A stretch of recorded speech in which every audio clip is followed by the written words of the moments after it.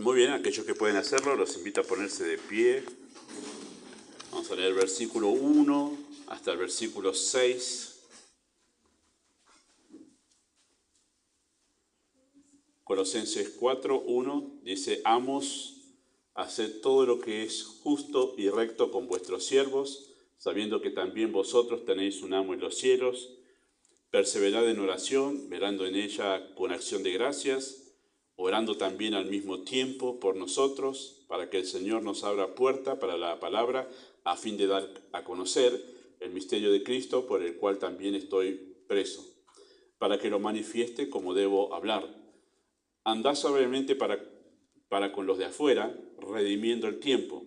Sea vuestra palabra siempre con gracia, sazonada con sal, para que sepáis cómo debéis responder a cada uno. Muy bien, oramos. Amado Padre, encomendamos una vez más el tiempo de la reunión, pero en especial la enseñanza, la guía de tu Espíritu.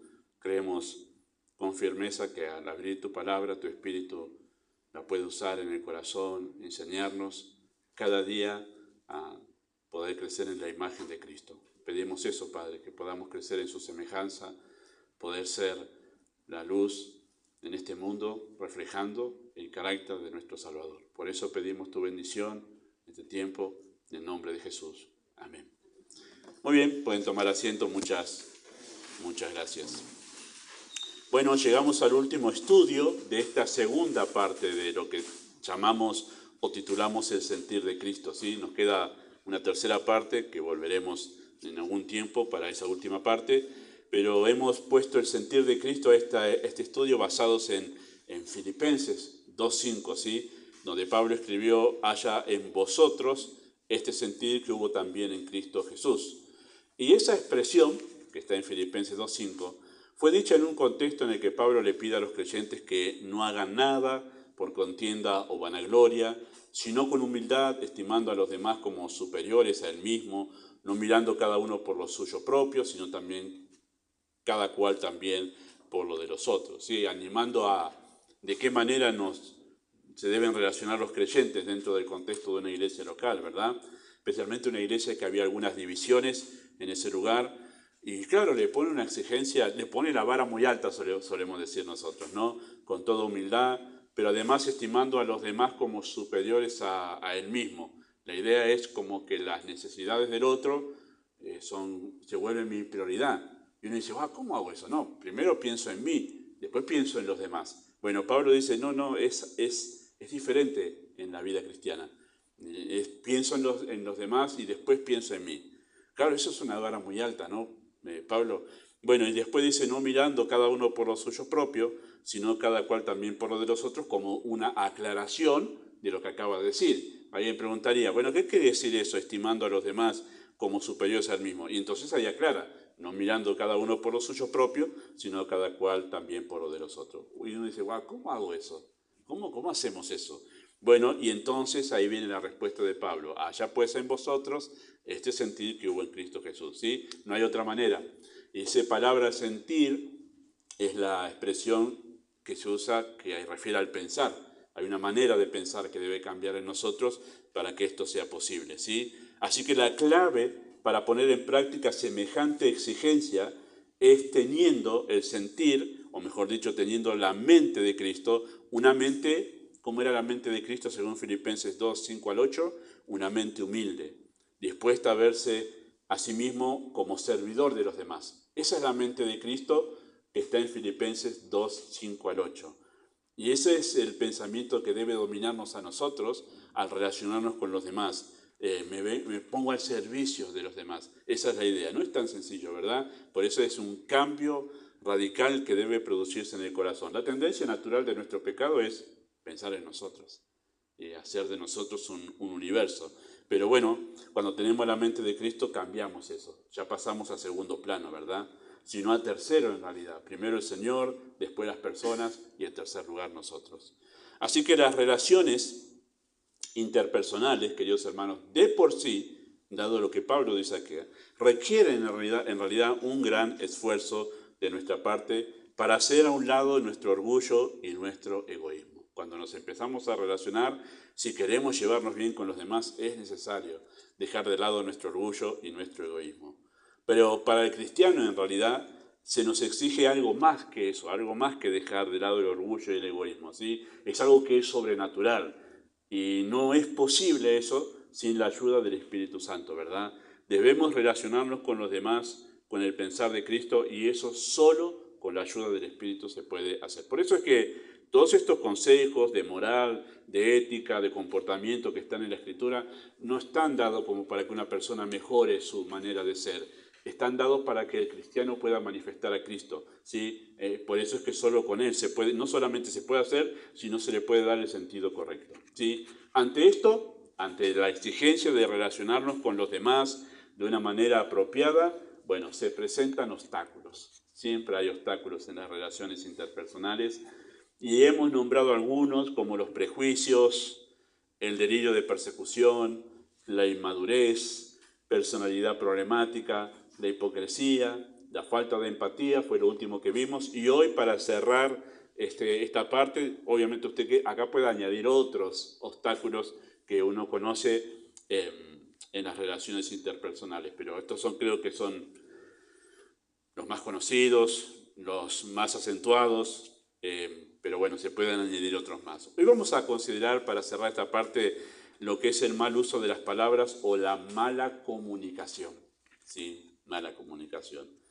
Creo que esto todos podemos coincidir que justamente es uno de los obstáculos más comunes y en los que todos tenemos que mejorar, ¿verdad? La comunicación es uno de los pilares en las relaciones interpersonales. Si usted busca consejería sobre la vida matrimonial, le va a decir, usted tiene que aprender a comunicarse. ¿Cómo se están comunicando? Entonces la comunicación en la relación matrimonial es fundamental. Si usted va a un aula de clase, seguramente el docente va a estar preocupado en cómo se comunica con los alumnos. Si usted va a una fábrica, a una empresa, va a tener que ver y notar cómo se comunican los empleados, los que están trabajando con el capataz, con el encargado, con el gerente. Y si hay una buena comunicación entre los unos y los otros, la cosa puede funcionar. Hemos visto más de un equipo de fútbol, ¿no? Se nota que no hay una buena comunicación entre el director técnico y los jugadores. Ellos hacen otra cosa en el campo que él no... Bueno, comunicación es uno de los pilares de las relaciones interpersonales. Y si no es buena esa comunicación, difícilmente puede establecerse una buena relación. ¿Sí? Parte importantísimo de una buena comunicación, porque la comunicación incluye varias cosas, ¿sí? Parte importantísima de la comunicación es el uso de las palabras. Hay otras cosas más, pero creo que esto es una de las cosas importantes allí. ¿Qué decimos? ¿A quién lo decimos? ¿Cómo lo decimos? ¿Cuándo lo decimos? ¿Y dónde lo decimos? Esto es como una listita que uno debería llevar en el bolsillo, poner en la heladera, ¿no? ¿Qué decir? ¿Cómo decirlo? ¿Cuándo decirlo? ¿Dónde decirlo? Para que las relaciones interpersonales puedan funcionar de la manera correcta, ¿verdad? Y esto representa un enorme desafío debido a que nuestra lengua está directamente conectada con el corazón.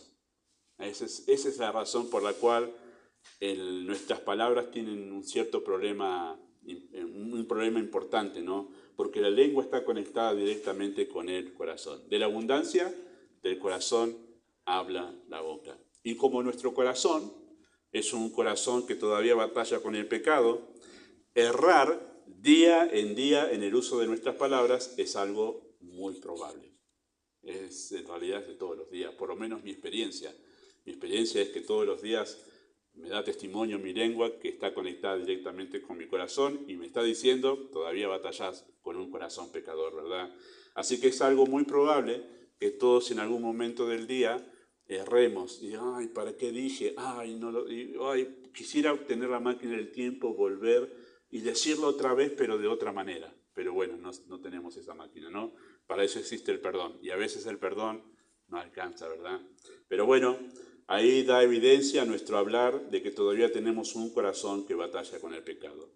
Así que las palabras, queridos hermanos, tienen el poder de llegar a donde un arma letal como un revólver o un cuchillo, ¿sí? Las palabras tienen el poder de llegar a donde un arma no puede llegar. Una vara no puede llegar al alma, un cuchillo no puede llegar al alma, pero las palabras pueden llegar al alma. Y por eso tienen un poder. La Escritura habla de un poder en las palabras tremendo, porque hablan de afectar a aquello que es la esencia de nuestro ser, que es nuestra alma, ¿verdad? Puede llegar a la parte más íntima de nuestra persona y causar un gran bien o un gran mal. Es asombroso cuando uno lo piensa desde la Escritura, el poder que hay en nuestras palabras, lo que podemos hacer, y por eso debemos tener mucho más cuidado, ¿verdad? Las heridas que causan nuestras palabras, que están mal usadas, son heridas que pueden quedar abiertas por años y romper las mejores de las relaciones, ¿sí? ¿Cuántas personas no con el pariente tal no me hablo? ¿Por qué? Y estuvimos en tal lugar y dijo tal cosa. Y esas palabras rompieron una relación que dejó una herida abierta que se lleva por años, ¿verdad? Romper las mejores de las relaciones, ¿no? Separar matrimonios, arraigar rencores entre padres e hijos, dividir iglesias y otros tantos daños emocionales, ¿sí? Tantos daños emocionales. ¿Quién no nos ha encontrado con alguna persona que ha dicho, mi papá, mi mamá me dijo esto cuando tenía 7, 6, 8 años y nunca más me olvidé? Claro, quedó marcada una herida abierta ahí por algo. Lo vamos a mirar al final, que no debía ser dicho a un niño, que fue dicho de manera equivocada, y la herida queda ahí profunda, hasta que realmente, si en la gracia del Señor esa persona conoce al Señor, puede esa herida ser, por la gracia de Dios, sanada, cerrada y algo olvidado, pero si no, la herida queda abierta, ¿no? Bueno, debido a este significativo efecto que tienen las palabras, ¿verdad?, en nuestras relaciones, necesitamos aprender a usarlas bien. Necesitamos aprender a usarlas todos. Yo estoy en ese camino con ustedes, es una cuestión de todos nosotros porque somos pecadores. Y si queremos actuar como Cristo, bueno, tenemos que aprender a usarlas bien. Según Colosenses, el pasaje que tenemos allí, pero en el contexto, ¿no? Según Colosenses 3:10, noten allí porque está cerca. Dice 3:10, en Colosenses 3:10, vamos a leer versículo 5 en adelante, dice, haced morir pues lo terrenal en vosotros, fornicación, impureza, pasiones desordenadas, malos deseos y avaricia, que es idolatría, cosas por las cuales la ira de Dios viene sobre los hijos de desobediencia. Versículo 7, en las cuales vosotros también anduviste en otro tiempo, cuando vivíais en ellas.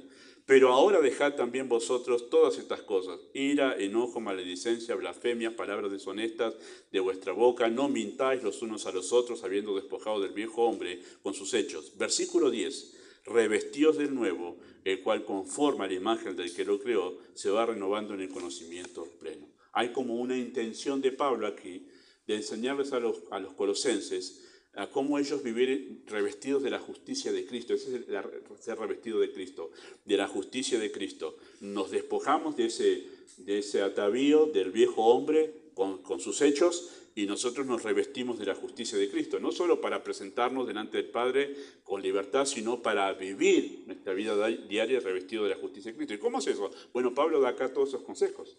Todo lo que Pablo muestra acá es la justicia de Cristo, todo esto que está diciendo, estos consejos, junto con eso que leímos en capítulo 4, versículo 6, ¿verdad? Según este versículo 3:10, esto forma parte de ese vestido de Cristo, con el cual debemos cubrirnos, ¿verdad? Es la justicia de Cristo con la que debemos responder a nuestro entorno. Y eso incluye justo nuestro hablar. Nuestro hablar incluye esa justicia de Cristo con la que somos revestidos al ser salvados. Y por eso me gusta Colosenses 4:6, para hablar sobre el tema de la lengua, ¿no? 4:6 dice, sea vuestra palabra siempre con gracia, sazonada con sal, para que sepáis cómo responder a cada uno, ¿verdad? Porque hay muchos textos, proverbios y otros textos en la Escritura, que podemos utilizar para hacer un énfasis sobre este aspecto de las relaciones interpersonales. Pero Colosenses 4:6 me gusta porque conecta nuestro hablar justamente con la manifestación de una vida regenerada. Lo conecta con la justicia de Cristo. Conecta nuestro hablar con una vida regenerada. Cuando hay una vida regenerada, hay una purificación en la manera en que nosotros usamos las palabras. Y por eso me gustó ese texto para poder hablar en esta tarde de esto, ¿sí? Así que el creyente tiene en su nueva naturaleza el poder, ¿sí?, para cambiar su manera de comunicarse y ser de bendición al alma de su prójimo. Ahora, ese texto, 4:6, ese es nuestro texto, es directo y preciso y nos manda que nuestras palabras sean siempre sazonadas, sean siempre con gracia, ¿sí? Ese absoluto, siempre, me gusta a mí ahí, porque indica que en todo lugar, ante toda persona y en toda circunstancia, siempre debe ser nuestra palabra así, ¿sí? Así que habla de una manera de ser ya, en todo lugar y en toda circunstancia. Y nosotros necesitamos, para que esto sea así, siempre, este tipo de vocabulario, este tipo de palabra, necesitamos cultivar el hablar con gracia como un hábito, ¿sí? Comenzar por usar bien nuestras palabras en casa, porque es ahí donde tendemos a sentirnos con mayor libertad de hablar de una manera dañina, ¿verdad? Nosotros nos cuidamos en cierta manera, cómo hablamos, cómo nos conducimos afuera de casa, especialmente en la iglesia, pero en casa como que hay más libertades, en casa se bajan las defensas y a veces no las usamos, esas palabras que sabemos que son de un buen hablar en el trato los unos con los otros en casa. Y cuando no las usamos en casa no se vuelven un hábito, o sea, no se vuelven parte de nosotros. Y cuando no se vuelven parte de nosotros es medio difícil que siempre estemos usando nuestras palabras con gracia. Para que ese siempre se haga realidad en nuestras vidas, necesitamos empezar a hacer un hábito de esas palabras, usarlas todos los días en casa, ¿sí? De esa manera se vuelven parte de nuestro hablar para usarlo siempre, ante toda persona, toda circunstancia y todo lugar, ¿sí? ¿Verdad? Si nos acostumbramos día a día a usar palabras adecuadas, eso moldeará nuestra personalidad y podremos siempre tener un hablar con gracia. El por favor, permiso, muchas gracias, debe comenzar por casa, ¿verdad? En casa a veces, en algunas familias que son un poquito grandes, a veces se olvida eso, ¿no? Se sientan a la mesa y tráeme la sal. ¿Y qué dice alguien por allí que se da cuenta que falta algo? ¿Cómo? Por favor. A los chicos, por favor, pedido. Tráeme la taza. Por favor, puedes traerme la taza. Entonces, bueno, comienza en casa. Y sería raro encontrar familias de creyentes donde por favor, permiso y muchas gracias no existe. Estamos en casa, ya nos conocemos. Bueno, pero ese es el problema, de no cultivar un buen hablar porque no lo hacemos un hábito, no lo hacemos parte de nuestra vida en cualquier lugar y en cualquier situación, ¿sí? Incluso aunque sea un matrimonio solo, viviendo sin hijos y sin otra persona en su hogar, en el trato mutuo, ¿no? De por favor, muchas gracias y las cosas pequeñas. Y eso hace que realmente el buen hablar se vuelva parte de nuestra manera de ser, de tal forma que cuando estemos en todo lugar, circunstancia, ante toda persona, usamos un hablar con gracia, ¿verdad? Intercambiar diferencias, por ejemplo, sin gritar, poder tener pensamientos diferentes y compartirlos unos con otros, opinar sobre un asunto y saber que él no opina igual que yo, ella no opina igual que yo, pero sin gritar, poder intercambiar esas diferencias de opiniones sin llegar al punto de gritarle, ¿no? O sin menospreciar a la otra persona, ¿no? Cuando vemos que el otro no piensa o mi pensamiento no está siendo aceptado por otra persona, una tendencia muy común de nuestra naturaleza es empezar a menospreciar a la otra persona, ¿sí? O insultar. Bueno, sin gritar, sin menospreciar, sin insultar, o a veces amenazar. Bueno, para que esto no suceda así, ¿sí? Debe comenzar esto por casa, en las conversaciones más rutinarias. Empezar a tener este buen hábito de no responder de esta manera, pero en casa, en las relaciones comunes. Hay personas que le hablan mejor a las personas de afuera que a su esposo o a su esposa en casa. Y entonces su esposo se asombra, wow, qué amable que es afuera en casa. Claro, y no lo es en la casa misma. ¿Qué pasa? Bueno, hay obviamente una hipocresía ahí para saber tener una fachada delante de los demás, pero en casa, claro, el problema es que cuando hay una situación de presión, eso, que en un momento se mantiene como fachada, no se puede mantener en los momentos de presión. Entonces hay que hacer un hábito de eso para que en los momentos de presión yo pueda responder igual que respondo cuando estoy afuera como cuando estoy adentro. Eso hace un hábito de nuestra manera de hablar, ¿verdad? Si nos adiestramos en usar siempre bien nuestras palabras, tendremos menos probabilidades de dañar a nuestro entorno en los momentos de presión, que son las circunstancias donde realmente se demuestra qué es lo que hay en el corazón. Recuerden que la lengua está conectada al corazón. No, pero vos tenés que entender lo que yo estaba viviendo. Sí, lo entendemos perfectamente, tu contexto, todo lo demás. Pero también tenés que entender que es una realidad que esa circunstancia, ese contexto, sirvió para sacar a luz lo que hay en tu corazón. ¿Sí? Charlaba con alguien hace como 2 o 3 semanas en cuanto al tema de las circunstancias, el contexto que hay que entender de las personas, de manera personal charlaba, y la intención pareciera ser de la conversación era, bueno, justificamos, claro, sí entendemos el contexto y nos ponemos con empatía con la persona, pero no dejamos de poner sobre la mesa la realidad de que esa circunstancia sacó a luz lo que realmente hay en el corazón, cosas para mejorar, cosas para cambiar, y a veces nosotros nos asombramos, wow, eso está en mi corazón. Hasta que no llegamos a esa circunstancia de presión no nos dimos cuenta que esas palabras estaban dentro de nosotros. Entonces eso es lo que nosotros debemos tener, debemos mirar las circunstancias diferentes, no como una excusa para justificar que dijimos algo que nunca antes lo habíamos dicho, sino para entender, wow, estaba en mi corazón y no lo sabía. Y fue esta circunstancia que lo sacó a la luz. Entonces hay algo ahí para corregir en nuestra manera de hablar, en nuestra manera de comunicarnos con los demás, ¿verdad? Ahora el texto nos dice siempre con gracia, siempre debe ser con gracia. Ahora, ¿cómo es un hablar con gracia? ¿Qué significa eso de un hablar con gracia? Bueno, Pablo responde esa pregunta en el mismo texto. Un hablar con gracia es un hablar sazonado, con palabras sazonadas con sal. Y se dice, muy bien, pastor, pero tampoco entiendo qué es sazonada con sal. Muy bien. ¿Qué es sazonada? Bueno, la palabra es sazonar, que la conocemos todos, ¿verdad? También se traduce como adobar. ¿Y qué es adobar? Los que han cocinado un lechón saben. Muy bien, preparar el mejunje para que antes de meter la carne al horno le ponemos todo el mejunje, la adobamos. Es una palabra como que prepararlo para que después salga rico. Esa es la idea, ¿sí? Esa es la idea de la palabra sazonar o la palabra adobar, ¿sí? Preparar el alimento adecuadamente para que salga rico, ¿sí?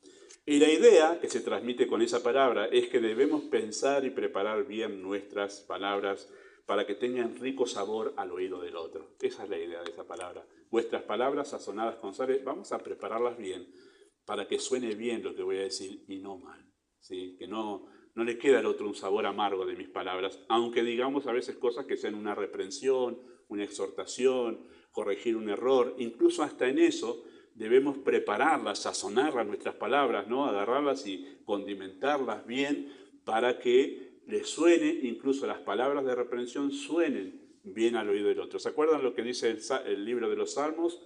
Que el justo me reprenda será un bálsamo que no me va a herir la cabeza.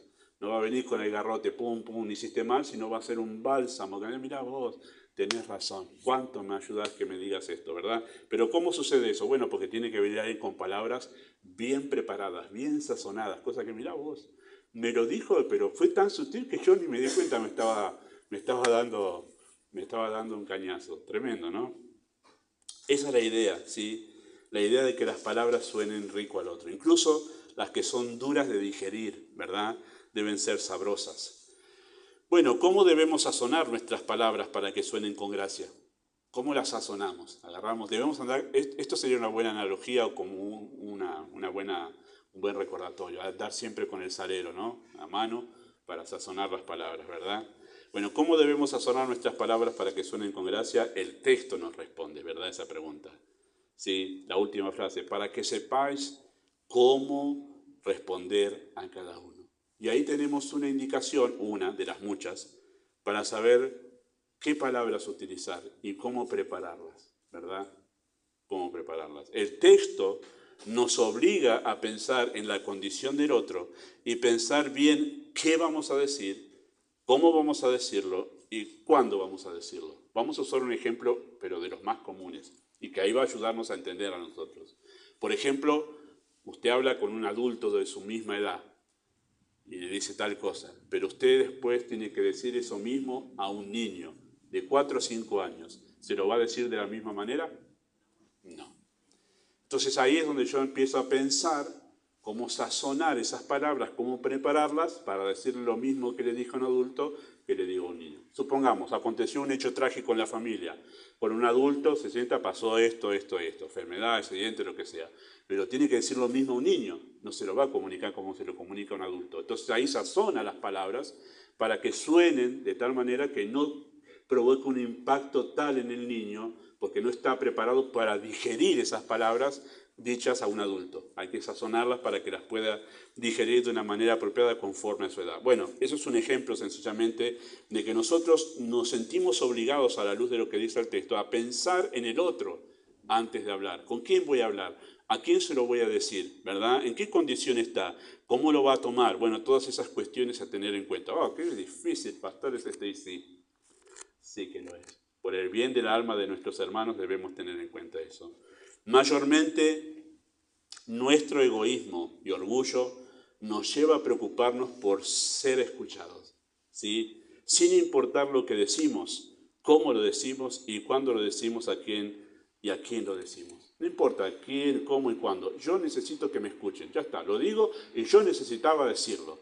No importa cómo. Claro, eso es cuando pensamos en nosotros. Que yo necesito que sepan lo que yo pienso, lo que yo siento.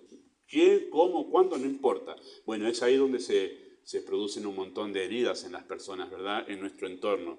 Herimos a las personas porque no estamos pensando en el otro, sino en nosotros, porque queremos que sepan cómo nosotros nos sentimos y qué nos pasa a nosotros. Bien, bueno, el texto nos obliga a hacer otra cosa. El pensar de Cristo me obliga a pensar en el otro antes que en mi necesidad de decir. Y esto obviamente es como, bueno, pastor, pero yo quiero que me escuchen a mí. Bueno, esto es el Evangelio. Esto es el Evangelio. Esto es morir a mí mismo. ¿Sí? Es morir a mí, es vivir de acuerdo al Evangelio, tomando mi cruz cada día.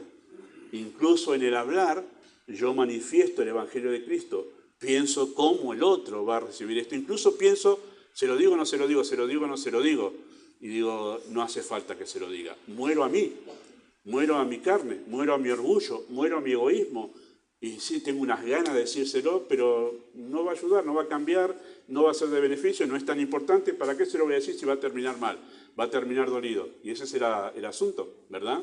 Esa es la cuestión sobre el Evangelio vivido en las palabras, en la manera de comunicarnos los unos con los otros, ¿sí? Esto es morir a uno mismo. Así que hay palabras que no se dicen porque están catalogadas como malas palabras, ¿verdad? No está mal esto. No son pocos los cristianos, o los que se profesan decir cristianos en realidad, que no tienen problemas con las malas palabras. Pero esto no es la justicia de Cristo. Incluso no hay creyentes que no tienen ningún problema en postear en sus redes sociales, la que sea, Facebook, Twitter no es más, es X creo, Instagram. Poner posteos donde hay malas palabras. Como diciendo, bueno, esto es una gran noticia, pero no importa las malas palabras. No, ¿por qué?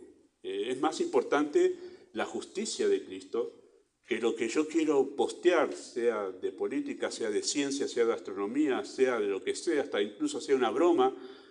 ¿Por qué publicar algo con malas palabras? ¿No lo leí? ¿No leí que había malas palabras? ¿No leí que eso realmente es una palabra que es, como vamos a leer en un momento en Efesios ahí, que es una palabra deshonesta, que es una palabra sucia? Eso no me identifica a mí con la justicia de Cristo. Deberíamos pensar, ¿Cristo lo publicaría con esas palabrotas que hay allí? Bueno, sabemos que Cristo no lo haría. Hay palabras que no se dicen porque están catalogadas como malas palabras. Hay palabras que no son malas, pero fueron dichas en un tono incorrecto, y eso hay que corregirlo, ¿verdad?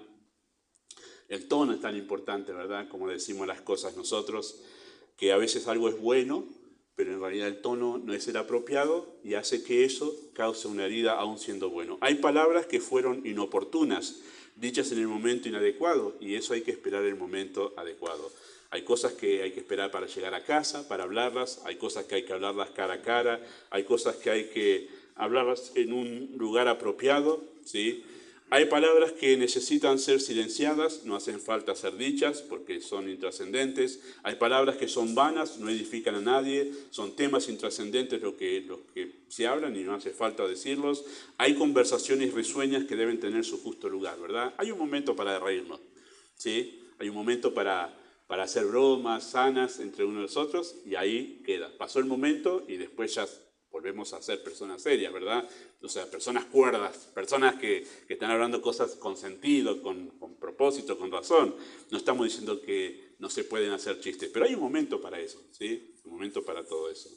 Y eso habla de el sazonar las palabras con sal, ¿verdad? Alguien se pone a hablar de un tema serio y si yo soy una persona con una mentalidad poco prudente, está hablando serio y yo le saco un chiste. Pará, te estoy contando algo serio, una cosa seria que me pasó en la familia. Entonces ahí es donde lo que pareciera ser gracioso se vuelve algo malo, algo hiriente, ¿sí?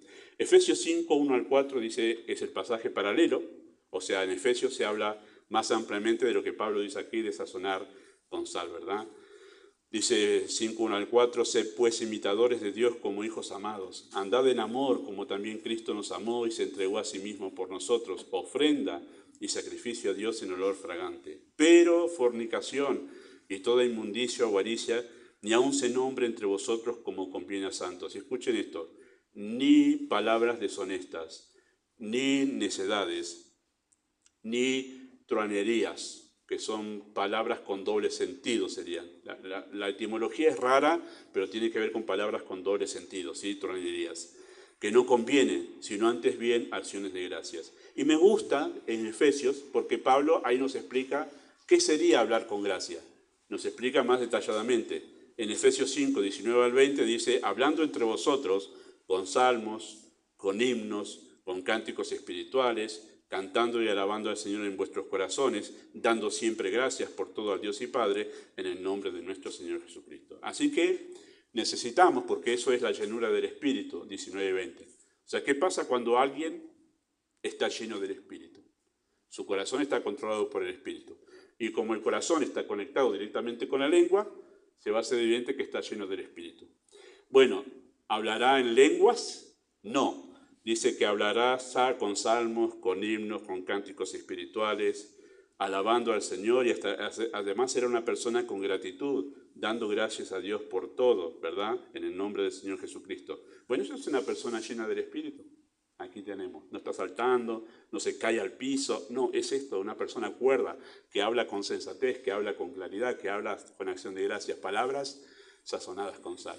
Así que no es una cosa escandalosa, sino es una persona cuerda hablando de manera correcta, en el momento correcto, con las palabras correctas, con el tono correcto, a la persona correcta. Eso es una persona llena del Espíritu, ¿sí? Y esto es la justicia de Cristo.